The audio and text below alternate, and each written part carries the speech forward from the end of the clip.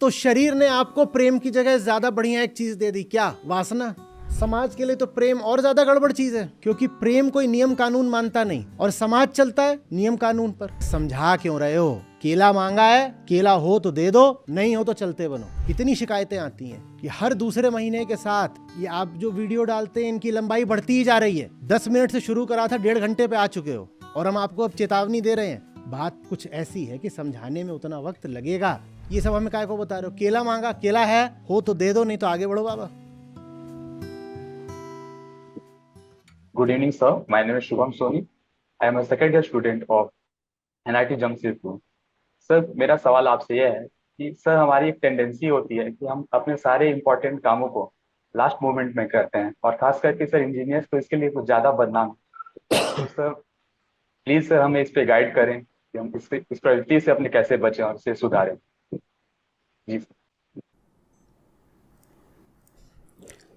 देखो शुभम, जिस काम के बारे में पता होता है कि सही है, ज़रूरी है, उस काम को कभी आगे के लिए थोड़ी टाला जाता।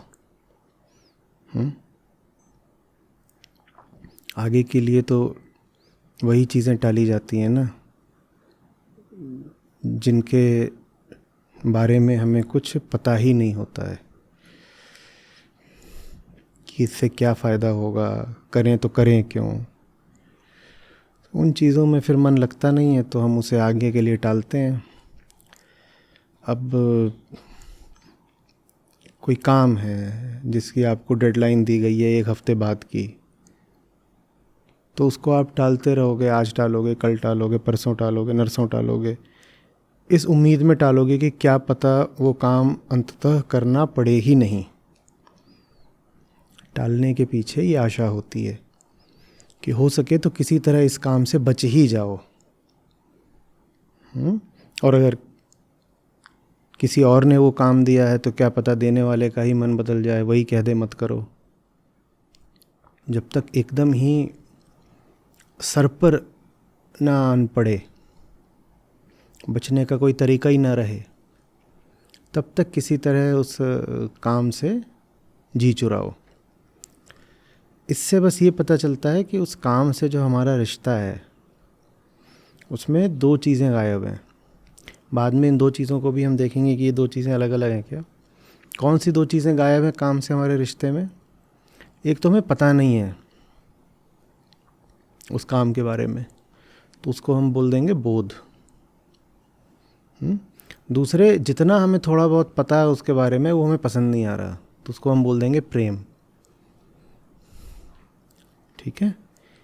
काम को लेकर के ना हम में बोध है ना प्रेम है, ना तो हम उस काम की अहमियत को समझते हैं, ना उस काम में हमारा दिल लगता है।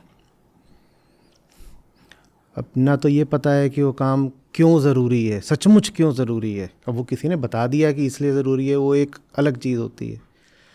पर एक अपना बोध, अपना हार्दिक एहसास, खुद की जानी हुई बात कि ये काम सचमुच मेरे लिए आवश्यक है ही, वो एक बिल्कुल दूसरी चीज़ होती है। वो हमारे पास होता नहीं। और अगर कभी हम कह भी दें कि हम समझते हैं इस काम के महत्व को, तो उस काम को लेकर के हम में कोई प्रेम होता नहीं है। तो इन 2 चीज़ों की जो कमी है वो फिर हमको टाल-मटोल करने पर मजबूर कर देती है। हर किसी को करती है। ये दुनिया भर का हमेशा पुराना नियम है। इतना पुराना नहीं होता तो भाषा में इसके लिए एक पुराना मुहावरा ही नहीं होता। 11th आवर बोलते हैं उसको। Things getting done at the 11th hour. 11th hour का मतलब ही यही होता है। 11th में भी ऐसा है जैसे कि भाई 12 ही घंटे दिए हों तो 11th, आप उसको बोल दो 23rd our and the 59th minute, उसे तब तक टाला जाता है। पूरा दिन मिला था 24 घंटे का, तो आखिरी मिनट तक टाला जाता है। वो इसीलिए टाला जाता है क्योंकि हम जो ज़िंदगियाँ जीते हैं उन ज़िंदगियों में 2 चीज़ें हैं जो हमें संचालित करती हैं और 2 चीज़ें हैं जो हमारी ज़िंदगी से गायब रहती हैं। जो गायब रहती हैं उनके हमने क्या दो नाम बताए अभी? बोध और प्रेम। बोध और प्रेम। और जो दो चीज़ें जो हमें संचालित करती हैं, अब उनके बारे में समझते हैं। ठीक है, अभी तक बात बन रही है, समझ में आ रहा है? Yes sir. चलो ठीक है। मैं उम्मीद करता हूँ कि तुम्हारा परिचय मुझसे कुछ पुराना है, नहीं तो ये भाषा भी समझ में नहीं आ रही होगी। पहले से मुझे पढ़ा है, सुना है? यूट्यूब पे आपके वीडियोस देखे हैं। ठीक है। दो चीज़ें कौन सी हैं जो ज़िंदगी में हमारे एकदम घुसकर बैठी हुई हैं? अब आएंगे। हाँ, कौन है जो भीतर आ गया है नाहक ही? देखो, कोई ज़िंदगी में अगर घटना घटे तो तुम पाओगे कि जो कुछ भी हो रहा है, भले ही तुम उसको समझते नहीं हो, पर फिर भी एक प्रतिक्रिया कर डालते हो। इतने लोग हैं दुनिया में, वो अपनी ज़िंदगियां जी रहे हैं, ज़िंदगी में उनके सामने स्थितियां आती रहती हैं। क्या तुम्हें लगता है सचमुच वो उन स्थितियों को समझते हैं? समझते तो हैं नहीं ना, हम तो कुछ नहीं जानते क्या हो रहा है, लेकिन फिर भी हम प्रतिक्रिया तो कर ही देते हैं ना। जी सर। कोई मान लो प्राकृतिक घटना ही घट जाए, उस प्राकृतिक घटना के पीछे एक वैज्ञानिक आधार है। ठीक है, अब जिन लोगों को विज्ञान की समझ नहीं, वो समझेंगे तो है नहीं कि घटना क्यों घटी, लेकिन फिर भी वो कुछ ना कुछ तो प्रतिक्रिया कर ही देंगे। जी सर। तो प्रतिक्रिया कहाँ से आती है? वो प्रतिक्रिया आती है इस बहुत पुराने शरीर से। ठीक वैसे जैसे जानवर होता है, जानवर तो बेचारा कुछ भी नहीं समझता, लेकिन उसके साथ कुछ हो रहा हो तो रिएक्शन तो वो भी दे ही देता है। प्रतिक्रिया, रिएक्शन तो एक जानवर भी दे ही देता है ना।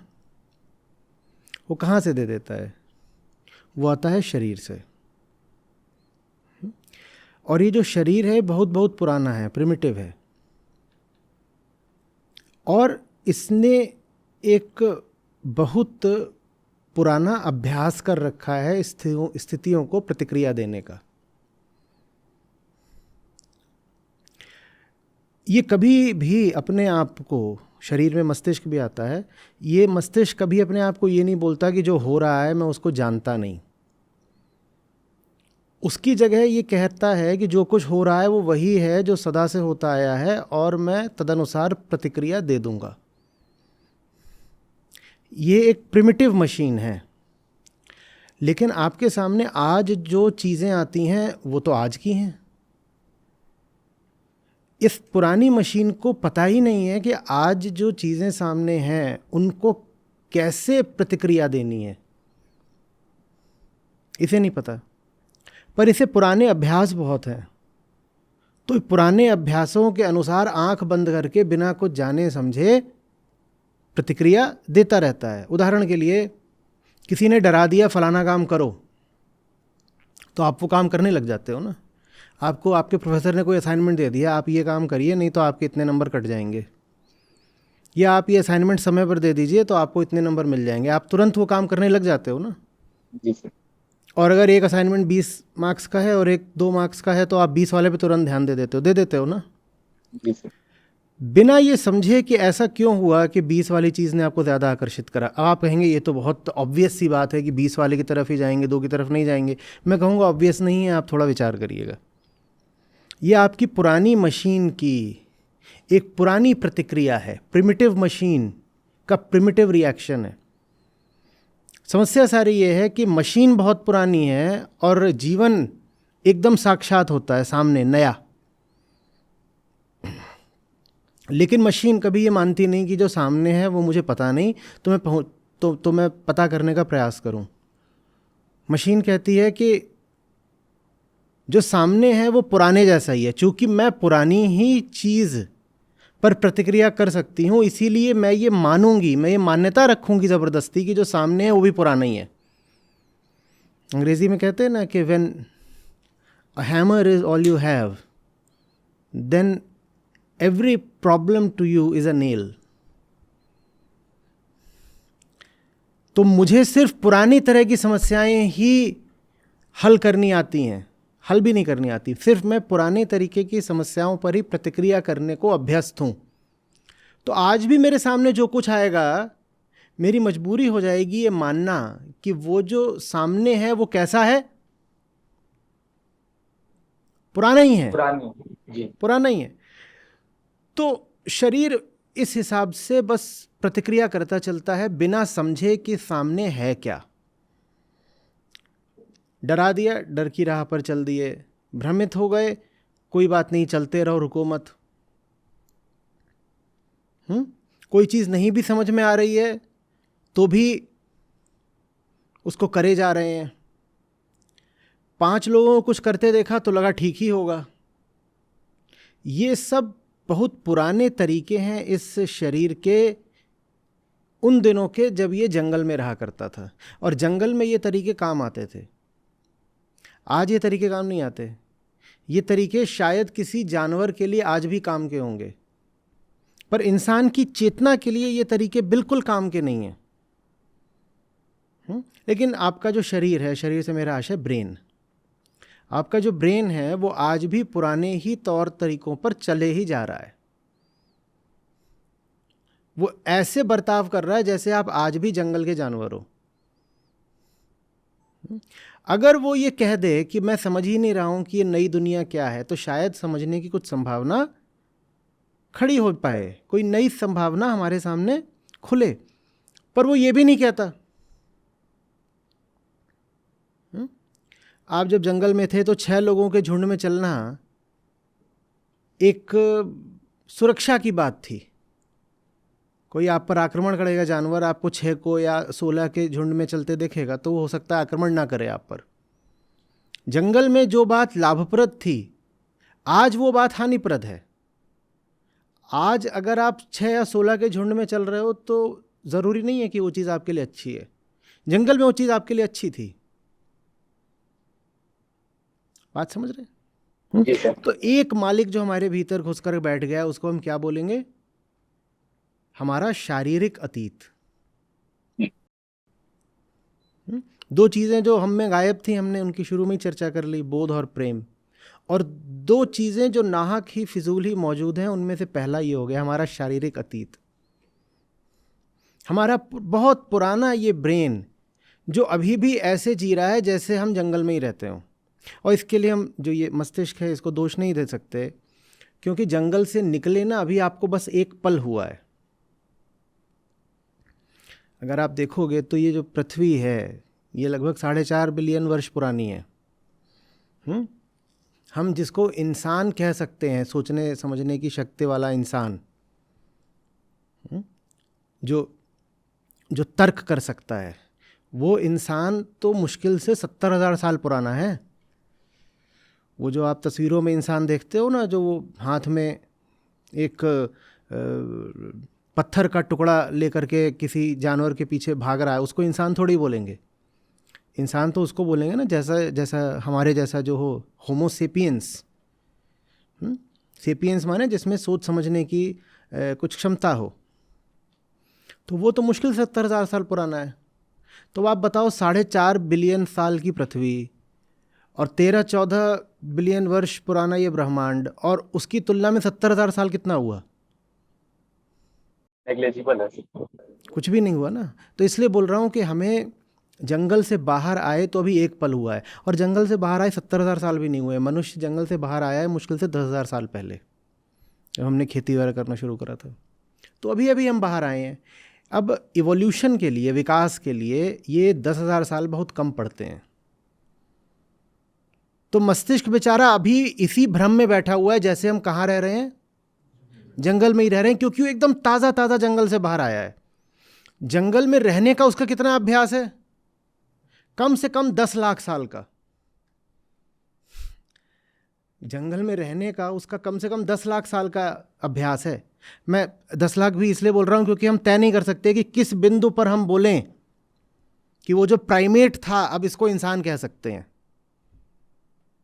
तो विद्वानों ने जो एक मोटा बिंदु सहमति से माना है, मैं उसको बोल रहा हूं 10 लाख साल। 10 लाख साल पुराने आप हो गए। 10,000 साल पहले आप बाहर आए जंगल से। अब 10 लाख की तुलना में 10,000 कितना होता? अभी अभी आप बाहर आए हो। मस्तिष्क अभी इसी ख्याल में बैठा हुआ है कि आप कहाँ रहते हो, जंगल में, आप रहने लग गए हो शहर में। मस्तिष्क अभी इस बात को समझ ही नहीं पाया है कि आप जंगल से कब के बाहर आ गए। इसलिए जो चीज़ें जंगल में उपयोगी होती थीं आज वो क्या हैं, अनुपयोगी। जो चीज़ें जंगल में सुरक्षा देती थीं आज वो बस तनाव देंगी। आपके जो तौर तरीके जंगल में आपको लाभ देते थे आज आपको उनसे बस नुकसान ही हो सकता है। ये बात अभी इसको समझ में नहीं आई है। लेकिन ये कहता है कि मैं तो आपकी पूरी व्यवस्था का संचालक हूं। ये अपना बोलता है ना, मैं कौन हूं, मैं सर हूं। हिंदी में भी सर हूं, अंग्रेजी में भी सर हूं, मैं तो सर हूं। तो ये आपकी पूरी व्यवस्था को यही मानकर चलाता है कि आप अभी जंगल में हो, और जहां जो सर है माने जो बॉस है वही अभी गलत फहमियों में जी रहा हो, उस पूरी संस्था का क्या होगा। ये मान लो पूरी संस्था है और ये कौन है, सर, बॉस। और बॉस नशे में है। बॉस यही मान रहा है कि अभी तो मैं गोरिल्ला हूं, पेड़ पे चढ़ा हुआ हूं। समझ रहे हो। तो चेतना की ताकत इसलिए आपके पास होते हुए भी नहीं है। ये इंसान की सबसे बड़ी त्रासदी है। उसको जानवर की तरह जीने की कोई ज़रूरत नहीं, लेकिन वो जानवर की तरह जीता है क्योंकि उसके मस्तिष्क को आज भी यही लगता है कि वो जंगल में, और अगर आप जंगल में हैं तो आपको जानवर की तरह जीना पड़ेगा। और जानवर क्या बहुत सोच विचार करता है? जानवर सोच विचार नहीं करता। जानवर कहता है मस्त कहीं खाने को मिले फट से खा लो।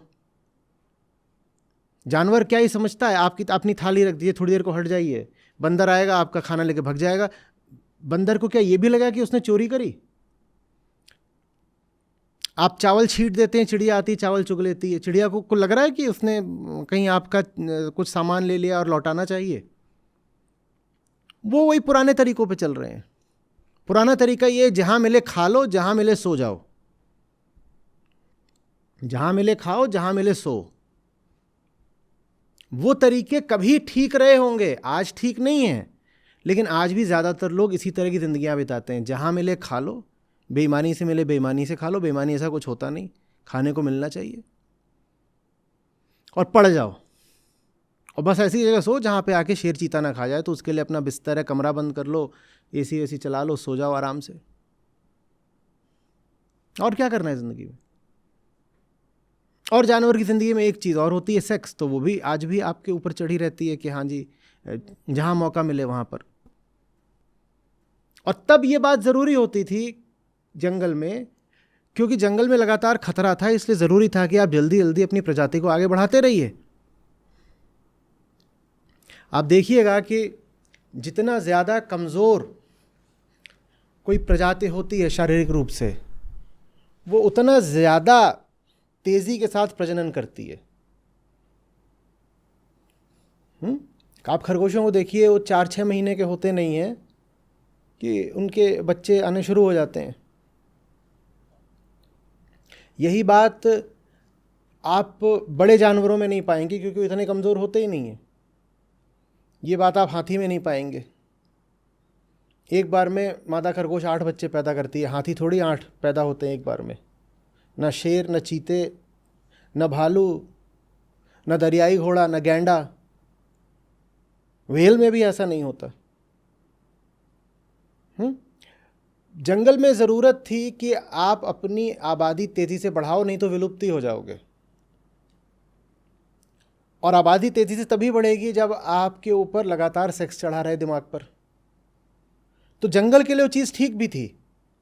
जंगल में ये कोई अनैतिक बात नहीं हो गई थी कि अगर कोई नर पशु घूम रहा है लगातार इसी तलाश में कि किसी तरीके से मादा मिल जाए, वो चीज़ बिल्कुल ठीक थी। विकासवाद की दृष्टि से और प्रजाति के संरक्षण की दृष्टि से वो चीज़ बिल्कुल ठीक थी। खरगोश अगर कह दे कि नहीं भाई ऐसे नहीं, ये हम क्या कर रहे हैं, 4 महीने के हुए नहीं और हमने बस संतान शुरू कर दी, ये तो ठीक नहीं है। खरगोश अगर ऐसे कहते तो खरगोश की प्रजाति ख़त्म हो जाएगी।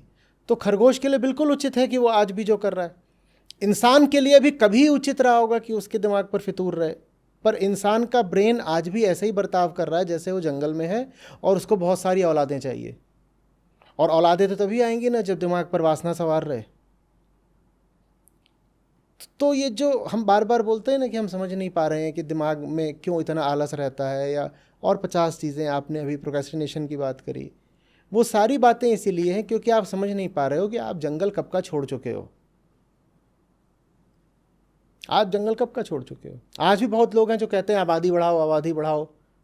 ये वही लोग हैं जिनको भीतरी तौर पे अभी यही लग रहा है कि वो कहीं सतपुड़ा के घने जंगलों में रह रहे हैं। और जब आप ये मान्यता रखते हो कि आप घने जंगलों में रह रहे हो तो आप हो भी जाते हो क्या, जंगली। आप जंगल से बाहर आ गए हो और आप इंसान कहलाने के हकदार हो गए हो। इसका बहुत सीधा प्रमाण ये होता है कि अब आपकी वरीयताएं पाशविक नहीं रहीं। अब आप उन्हीं सब चीज़ों को महत्वपूर्ण नहीं मानते जिनको एक पशु महत्वपूर्ण मानता है। जो चीज़ पशु के लिए आवश्यक है वही आपके लिए भी ज़रूरी हो गई, तो आप पशु हो और कौन हो। समझ रहे हो बात को। जी सर। अब बहुत सारी जो शरीर की बातें उनको तो आप कभी नहीं टालते ना। जब आप कह रहे हो हर चीज़ को आखिरी क्षण के लिए टालते हो, आप उन्हीं चीज़ों को टालते हो जिनमें चेतना की ज़रूरत पड़ेगी। खाना टालते हो, सोना टालते हो, कभी नहीं टालते।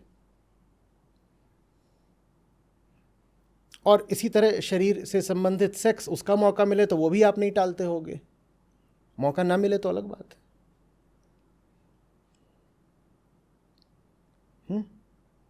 आप देख रहे हो ना, जब आप बोलते हो टाल रहा हूं टाल रहा हूं, आप जंगल को कभी नहीं टालते, आप शहर को टालते हो। आप जड़ता और पशुता को कभी नहीं टालते, आप हमेशा चेतना को टालते हो। बहुत कम लोग होंगे जो नींद को सफलतापूर्वक टाल पाते हो, लेकिन जागृति को टालने में कोई पीछे नहीं रहता। नींद को कौन टालना चाहता है, बहुत कम लोग। समय हो गया सोने जा रहे हैं, लेकिन उठने का भी तो समय हो गया ना, तब अलार्म पे पट से हथेली पड़ती है, बंद।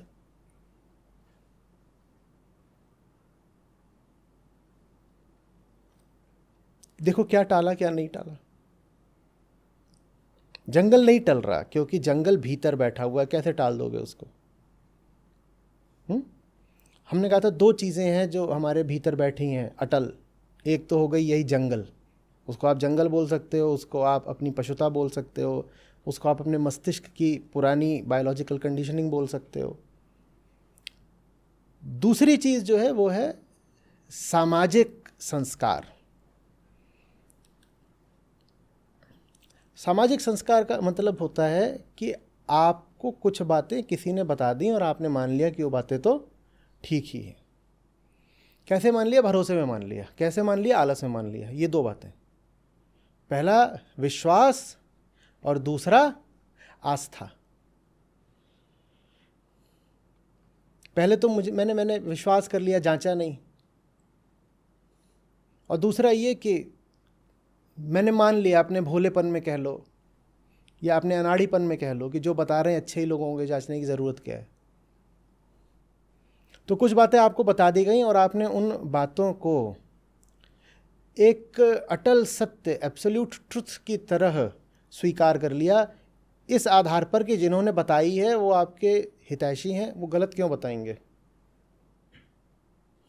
उन बातों को हमने ले लिया जैसे वो एक्सियम्स हों, ये तो सही ही होगी ना बात। बात सही इसलिए नहीं होगी क्योंकि बात बहुत अच्छी है, बात सही इसलिए होगी क्योंकि बताने वाला बहुत अच्छा है। जिसने बताया उससे मेरा बायोलॉजिकल माने जंगल वाला रिश्ता है, और जो जंगल में है उसके लिए जंगल वाला रिश्ता बहुत बड़ी चीज़ होता है। जिससे मेरा जंगल वाला रिश्ता है माने देह का रिश्ता है, उसने मुझे कोई चीज़ बताई है, वो बात गलत कैसे हो सकती है। तो मैं तो उसको तुरंत ही मान लूँगा ना कि ये बात बिल्कुल ठीक है, एकदम ठीक है ये बात। अब उस चीज़ को आपने मान रखा है, वो चीज़ आपको सोचने समझने की इजाज़त ही नहीं दे रही है, वो चीज़ आपकी चेतना को और दबाए दे रही है।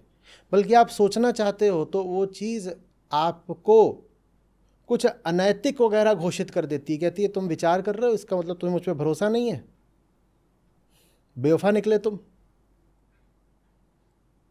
जो बात तुम्हें तुम्हारे बाप दादा परदादा पुरखे सब बताते गए, आज तुम उस बात पर सवाल खड़ा करना चाहते हो। तुम तो बड़े बदनीयत निकले। छी, कुछ बातों पर सवाल नहीं उठाते, कुछ बातों के आगे बस सर झुकाते हैं। और इस तरह के आपके सामने डायलॉग आ जाते हैं और उनके पीछे कुछ भावुक सा संगीत और जोड़ दीजिए और बन गई एक सुपरहिट रील। क्या कुछ बातों पर सवाल नहीं उठाते, उन बातों पर बस सर झुकाते हैं। आप कोशिश करके देख लीजिए एक बढ़िया सी। एडिटिंग अच्छी रखिएगा, मस्त कोई DSLR ले लीजिएगा, प्रसाद बता देगा, और देखिए कि मामला हिट होता है कि नहीं होता है। क्योंकि ये बात भीतर के जानवर को बहुत पसंद आती है। अच्छा, सवाल नहीं उठाना पड़ेगा ना, चलो जान छूटी। ये सवाल उठा उठा के बहुत परेशान हो गए थे। कौन जानने समझने की कोशिश करे? ताऊ ने बता दिया, मान लो। क्योंकि अगर सवाल उठाओ तो बड़ी जहमत हो जाती है। सवाल उठाना तकलीफ का काम होता है भाई, और सस्ते पुराने घिसे पिटे जवाबों को स्वीकार कर लेने में सुविधा और सुरक्षा दोनों रहती है। देख ताऊ, मैंने तेरी कही बात मानी, तो अब मेरी जिम्मेदारी भी किसके ऊपर है? ताऊ के ऊपर है। दूसरी ओर अगर सवाल उठाओगे तो अपना नया मौलिक रास्ता चलना पड़ेगा, और उस पर फिर तुम्हारे साथ जो कुछ भी होगा उसकी जिम्मेदारी किसकी है? तुम्हारी अपनी। कौन इतनी जिम्मेदारी उठाए? तो न तो शरीर चाहता है आप सोचे समझें, न समाज चाहता है आप सोचे समझें। बच्चा पैदा होता है, समाज उसको 100 तरह के जवाब पहले ही दे देता है। बच्चे में अभी सवाल पूछने की चेतना और अक्ल भी नहीं आई, लेकिन उससे पहले ही उसे तयशुदा जवाब दे दिए जाते हैं।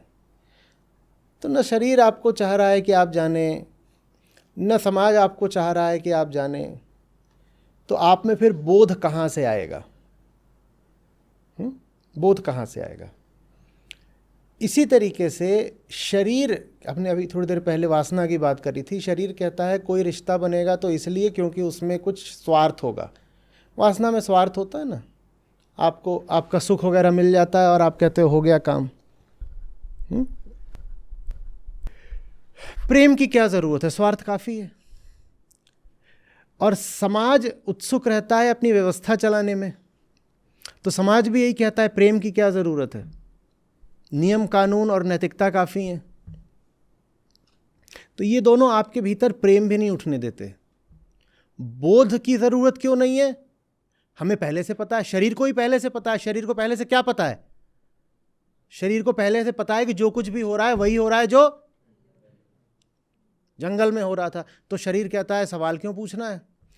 समाज भी कहता है सवाल क्यों पूछना है, क्योंकि जितने सवाल हैं उनके जवाब तो हमने तुम्हें, हाँ, जब तुम्हारा अन्नप्राशन हुआ था, अन्नप्राशन जानते हो ना, संस्कार होता है जब बच्चे को अन्न चटाते हैं, खीर वगैरह देते हैं उसे कुछ। तो जिस दिन तुमको अन्न चटाया था पहली बार, उस दिन हमने तुम्हें अन्न के साथ साथ सारे जवाब भी दे दिए थे। अब तुम क्या करोगे सवाल पूछ के? न शरीर चाहता है आप सवाल पूछें, न समाज चाहता है आप सवाल पूछें। तो ये तो बोध का यहीं से खेल खत्म हो गया। अब कहाँ से लाओगे तुम बुद्ध? बोध समाप्त हो चुका है। ये रहा शरीर और ये रहा समाज, और दोनों ने ही मिलकर के पूरी व्यवस्था कर दी है कि बोध की जरूरत ही नहीं बचे, नहीं चाहिए बोध। अब आए प्रेम पर, तो शरीर ने आपको प्रेम की जगह ज्यादा बढ़िया एक चीज दे दी। क्या? वासना। और इतना ही नहीं, कह दिया वासना कोई मान लो कि यही तो प्रेम होता है। अब प्रेम की क्या जरूरत है? मिल तो गई वासना। तो शरीर के सामने प्रेम रखोगे, शरीर की व्यवस्था कहेगी हटाओ, आउट, ये नहीं चाहिए। अब आते हैं समाज पर। समाज के लिए तो प्रेम और ज्यादा गड़बड़ चीज है, क्योंकि प्रेम कोई नियम कानून मानता नहीं और समाज चलता है नियम कानून पर। तो समाज तो प्रेम को एकदम ही दबा कर रखना चाहता है। समाज कहता है ये कोई बड़ी बात नहीं है कि तुम क्या समझ रहे हो और तुम्हारा दिल किस बात के लिए धड़क रहा है। ज़्यादा बड़ी बात यह है कि जो व्यवस्था बनी है और जो परंपरा परिपाटी है साहब, उस पर चलो, उसका सम्मान करो, आगे बढ़ाओ। प्रेम भी खत्म।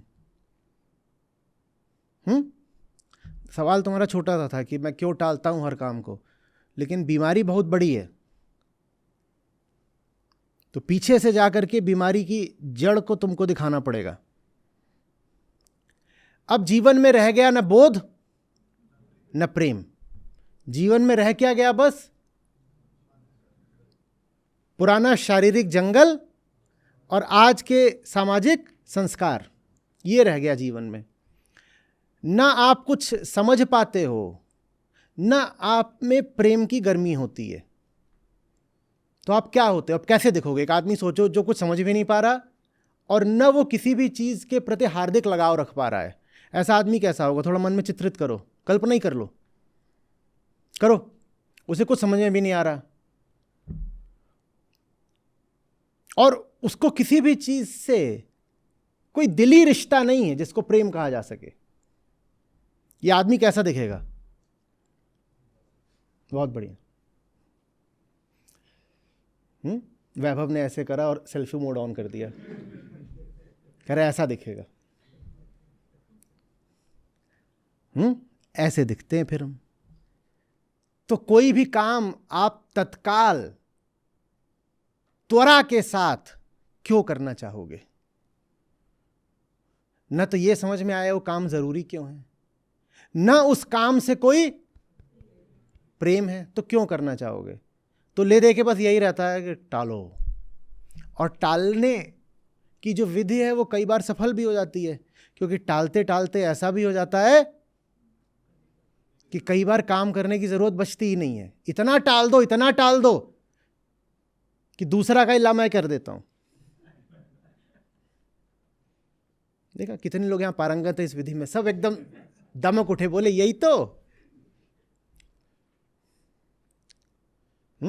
काम ऐसा करो, वो चलता है ना कि 4 लोग कहें तू रहने दे, हम खुद ही कर लेंगे। आ रही है बात समझ में? तत्काल तब करा जाता है जब समझ में आए कि चीज क्या है। और अब उत्तर समाप्त करने से पहले एक बात और बता देता हूं, प्रेम हो नहीं सकता बिना बोध के। इसीलिए बोध और प्रेम, हमने कहा 2 बातें हैं, वो एक ही बात है। अगर बोध के बिना प्रेम हो रहा है तो वो फिर सिर्फ मोह है, आकर्षण है, वो वासना की ही श्रेणी की कोई चीज है। जो बात तुम समझ जाओगे, ऐसा नहीं हो सकता कि उस चीज में फिर पूरी तरह डूबो नहीं, गोता नहीं मारो। अगर किसी चीज में तुम अपने आप को झोंक नहीं पा रहे, डूब नहीं पा रहे, तो इसका मतलब ये है कि तुम उस चीज को समझते ही नहीं हो। और अगर नहीं समझते तो ये प्रयास बिल्कुल रोक दो कि मुझे जबरदस्ती अपने आप से ही काम करवाना है। ये सब मत किया करो, अपने आप को अपराधी मत घोषित कर दिया करो कि अरे काम तो बहुत महत्वपूर्ण है, मैं जानता हूं कि ये काम कितना बड़ा है पर मुझसे होता नहीं। बात ये नहीं है कि आप जानते हो कि काम महत्वपूर्ण है और आपसे होता नहीं, बात यह है कि आप जानते ही नहीं हो कि काम महत्वपूर्ण है। तो रुक जाओ, अपने आप को इतना धक्का मत लगाओ, थमो और काम से अपने रिश्ते को समझने की कोशिश करो। ये जो काम है ये मेरे लिए क्यों जरूरी है, ये पूछो बार बार अपने आप से। और जैसे जैसे आपको इसका जवाब मिलता जाएगा, मैं कौन हूं, काम क्या है, हमारा रिश्ता क्या है, जैसे जैसे इसका जवाब मिलता जाएगा वैसे वैसे पाओगे कि अब किसी बाहरी आपको प्रेरणा की, मोटिवेशन की जरूरत नहीं है, प्रेम पर्याप्त है। प्रेम से बड़ा मोटिवेटर कोई और होता है क्या? हो गया, समझ में आ गई बात?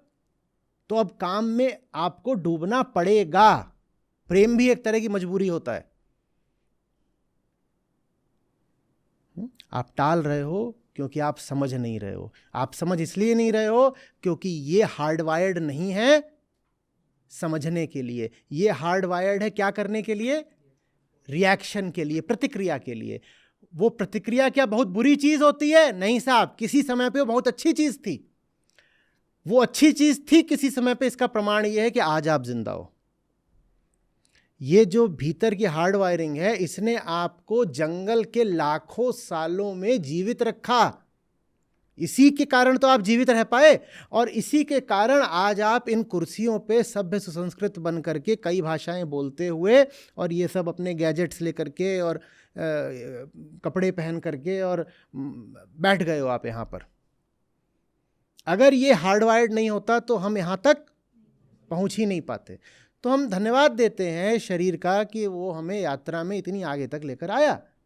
लेकिन आप ये भी जानते हो कि यात्रा में जो चीज़ कल उपयोगी थी, आवश्यक नहीं है कि आज भी उपयोगी हो। हमारे साथ समस्या यही हो रही है, हम पुरानी ही चीज को आज भी उपयोगी मान रहे हैं क्योंकि वो कल उपयोगी थी। हम कहते हैं ना बार बार, अब हमारे पुरखों की विरासत है। अरे भाई, पुरखों की विरासत है, अच्छी बात है। एक पुरानी बाइसिकल है, उस पर आपके परदादा चला करते थे या दादा चला करते थे, हम मानते हैं कि वो बहुत एक अच्छी चीज़ है। उसी बाइसिकल पर बैठा करके कभी आपके दादाजी ने आपकी दादी की जान बचाई होगी। वो बीमार थी और उनको अगर साइकिल ना होती तो उतनी तेज़ी से अस्पताल नहीं पहुंचा पाते। तो हम शुक्रिया अदा करते हैं उस साइकिल का, लेकिन क्या हम आज भी उसी साइकिल पर चलें? बोलो। और अगर हम आज उस साइकिल को ससम्मान एक कमरे में, एक फ्रेम में जड़वा के रखवा देना चाहते हैं, तो क्या ये बात उस साइकिल का अपमान हुई? अपमान नहीं हुई। जो चीज अजायब घर को, संग्रहालय माने म्यूजियम में होनी चाहिए, उसको वहीं तो रखेंगे ना, सम्मान के साथ रखेंगे। पर ये थोड़ी कहेंगे कि आज भी आपको अगर यहां से जयपुर जाना है तो साइकिल पे ही बैठ के जाओ। ब्रेन यही काम कर रहा है, वो कह रहा है साइकिल जंगल में काम आई थी, आज भी चलाएंगे। वो कह रहा है पुरानी प्रतिक्रियाएं तब पर्याप्त थी, तो आज भी हम प्रक्रियागत और प्रतिक्रियागत जीवन ही हम जिएंगे। वो चीज आज काम नहीं आएगी। तो इसको चुनौती देनी पड़ेगी। माने जो अपनी भीतर प्रतिक्रियात्मक सोच होती है, तुरंत उसको मान नहीं लेना होगा। और सोच से भी पहले जो भाव उठते हैं, उन भावों को जल्दी से स्वीकार नहीं कर लेना होगा कि मेरे भाव है तो ठीक ही होंगे। वो आपके भाव तो हैं, पर आपके भीतर एक बहुत पुराना चिंपैंजी बैठा है, वास्तव में उसके भाव हैं। हम उस चिंपैंजी को नमस्कार करते हैं, वो हमारा पूर्वज है। अब बहुत लोगों को ये बात बुरी लग जाती है, बोलते देखो हमारे महान पुरखों को बंदर बोल दिया। हम क्या करें? जो तथ्य है वो तो है ना, जो तथ्य है वो तो है। और बंदर भी नहीं, बंदर से पहले कुछ और थे, उससे भी पहले कुछ और थे, उससे भी पहले कुछ और थे, और सबसे पहले हम सिर्फ मिट्टी थे। उस मिट्टी से पहली चेतना उदित हुई थी। उससे पहला नन्हा सा जीव पैदा हुआ था, एक कोशिका बराबर। और फिर वही जो जीव है आगे बढ़ता बढ़ता बढ़ता, फिर बंदर तो अभी हाल में बना है, बंदर तो एकदम कल की बात है। बंदर से पहले हमने विकास की न जाने कितनी लंबी यात्रा करी है। वही से हमारे पूर्वज हैं असली। लोगों को ये बात बुरी लग जाती है, वो कहते हैं नहीं, हमें तो सीधे ईश्वर ने भेजा है, जैसे हम आज हैं ऐसे ही ईश्वर ने बना के हमें धरती पे लैंड करा दिया था। जब आप ये समझने लग जाते हो कि आप जंगल से आए हो, किसी स्वर्ग से नहीं, तो फिर आप ये भी समझने लग जाते हो कि आपके भाव और विचार भी जंगल से ही आ रहे हैं, किसी स्वर्ग से नहीं। समझ रहे हो? और फिर आप उन पर अंधा विश्वास करना बंद कर देते हो। आप कहते हो मेरे ही तो भाव हैं, मेरे ही तो विचार हैं। कल तक मैं कहां रहता था? पेड़ के ऊपर। कल तक मैं एक अमरूद के लिए ऐसे दांत दिखाता था किसी को, मार दूंगा। और आज मैं इतना बड़ा ज्ञानी हो गया कि भीतर से मेरे कोई भी भाव उठ रहा है, मैं उसको स्वीकार कर लूं कि तो मैं तो मनुष्य हूं। तुम अभी बहुत हाल के मनुष्य हो।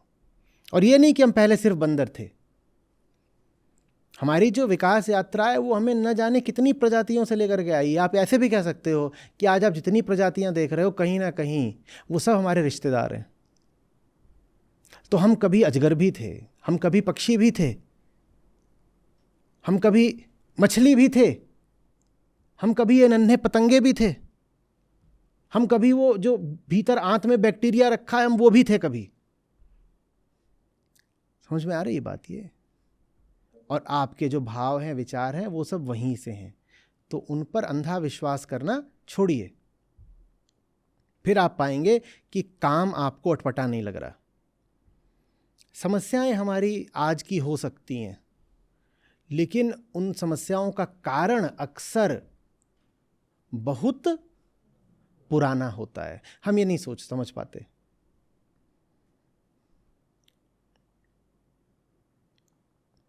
जानते हो दिल हमारा कितना पुराना है? जो हृदय प्रत्यारोपण, हार्ट ट्रांसप्लांट के प्रयोग करे गए, ये प्रयोग लगभग 50 साल से ऊपर से चल रहे हैं। उनमें पहली बार जब इंसान का दिल हटाया गया तो उसमें इंसान के दिल की जगह किसका दिल लगाया गया था? सूअर का था, गोरिल्ला का था? माने इंसान का तो नहीं था, ये पक्की बात। तो ये देख लो कि हमारा दिल बिल्कुल या तो गोरिल्ला का या सूअर का है। मेरे देखे गोरिल्ला का, अनुज के देखे सूअर का है।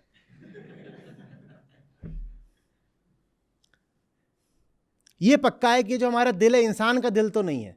नहीं तो ऐसा कैसे हो जाता है कि इंसान के दिल को हटा करके ट्रांसप्लांट कर दिया किसी और प्रजाति का दिल? माने हमारे दिल आपस में इतने मिलते जुलते हैं भाई। आज भी आपकी इतनी सारी दवाइयां हैं, आप भली भांति जानते हो, वो अन्य प्रजातियों पर प्रयोग करके आप तक लाई जाती हैं। ये जो कोविड की वैक्सीन थी, आपको क्या लग रहा है इसके भीतर जो माल था वो सारा इंसानों से आ रहा था? माने हम हैं तो ले दे के जानवर ही। अब जानवर पे भरोसा करोगे तो मार तो खाओगे ही ना। जानवर कभी चाहता है कि कुछ जाने समझे, किसी काम में आकंठ डूबे? कभी चाहता है? तो हम कैसे डूब जाएंगे?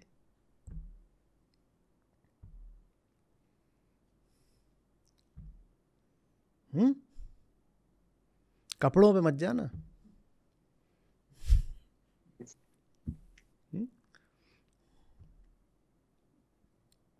समझो, जो चीज सामने है मत उसको बस उठा लो या उसको छिड़ने लग जाओ। समझो, इंसान होने का तकाजा है समझना। घर में बिल्ली कुत्ता हो तो देखो उनके सामने इतनी चीज़ें रहती हैं, वो ज़रा भी प्रयास करते हैं क्या समझने का? उनके सामने आप लैपटॉप रख देते हो, ऐसा होता है कि कुत्ता बिल्कुल हैरत से बावला हो गया कि ये क्या चीज़ आ गई, इसमें कैसे चल रहा है? कुछ नहीं, आप वहाँ पे रख दो लैपटॉप, तो कोई फ़र्क ही नहीं पड़ता। उसकी दुम अभी भी टेढ़ी ही रहेगी। हमने तो नहीं देखा कि आप उसके सामने सुपर कंप्यूटर रख दो तो दुम एकदम सीधी हो जाए। कुत्ता तो कुत्ता ही रहेगा ना। वैसे ही हम हैं, सारी टेक्नोलॉजी से घिरे हुए भी हम भीतर से जानवर ही हैं।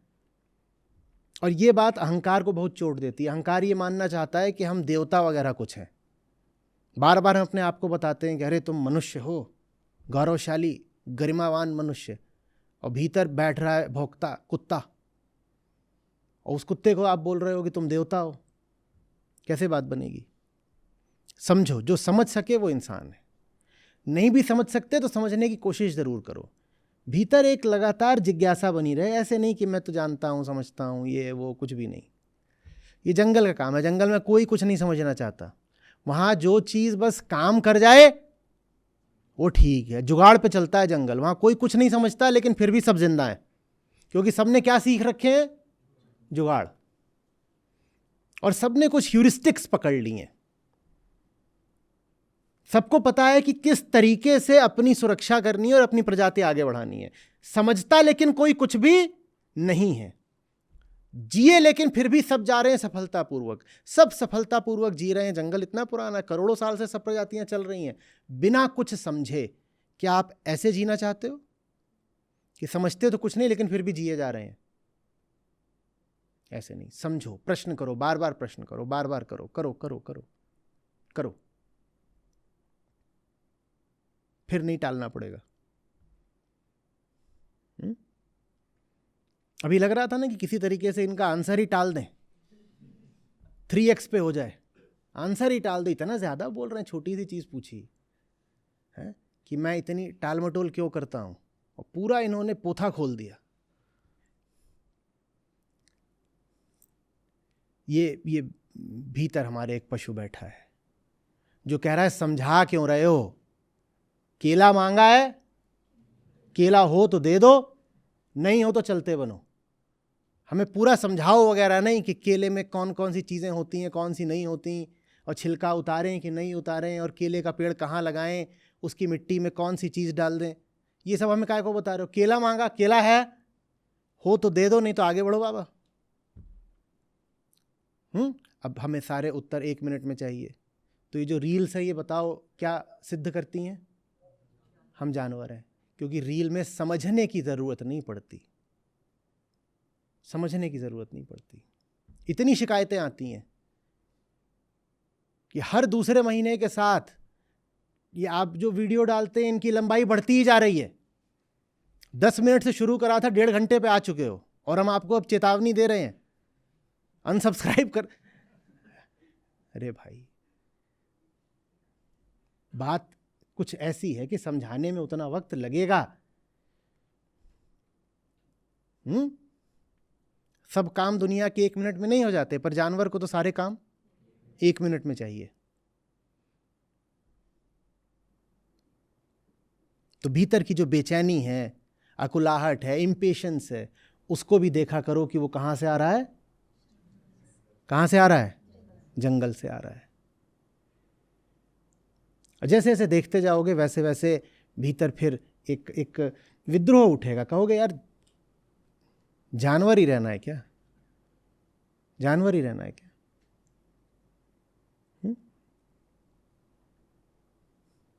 सब्जी बाजार कभी चले जाओ, वहाँ जितने होते हैं सब्जी वाले, सब अपने साथ एक लठ भी रखते हैं। काय को? हाँ,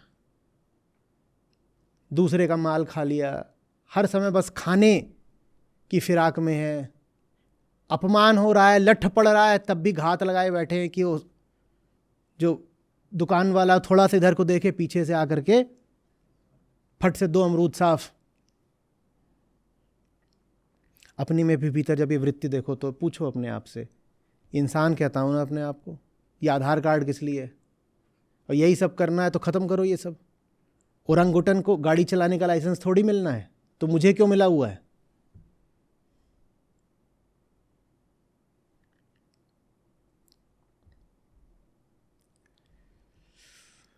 चलिए।